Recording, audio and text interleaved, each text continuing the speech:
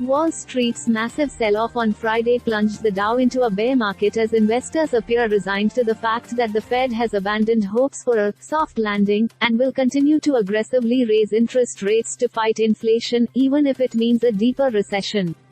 The Dow Jones Industrial Average fell more than 700 points, while the S&P 500 dropped nearly 100, shedding 2.65% from its pre-market starting point. The tech-dominated Nasdaq Composite plunged more than 300 points, or 2.75%. The Dow is now 20% off its all-time high, which would officially place it in bear market territory. The current numbers are certainly scary, Brad McMillan, Chief Investment Officer for Waltham, Mass.-based Commonwealth Financial Network, told the Post.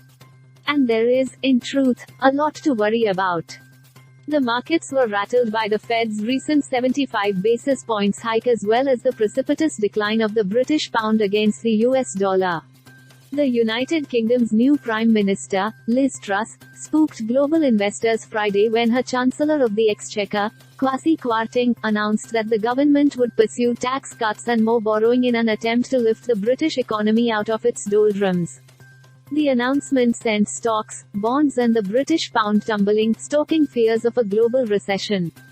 The market is finally taking the Fed at their word. They are going to cause a recession in order to fight inflation, Chris Zaccarelli, Chief Investment Officer for Charlotte, North Carolina-based Independent Advisor Alliance, told the Post.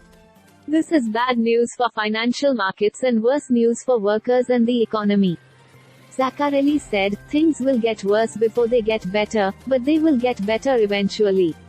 Unfortunately, it is going to take time before things do improve. Investors ought to buckle up for a bumpy ride, McMillan said. The Fed has committed to raising rates until inflation is brought under control, which is what sparked the current renewed downturn and is a reason for caution, McMillan said. We can expect continued market turbulence for some time. McMillan said the Fed is relying on a tried-and-true formula, short-term pain followed by long-term gain. The Fed is performing surgery right now on the economy, he said. In the short run, it is painful. But in the long run, it is a healing process and one that sets the stage for a healthier economy and markets.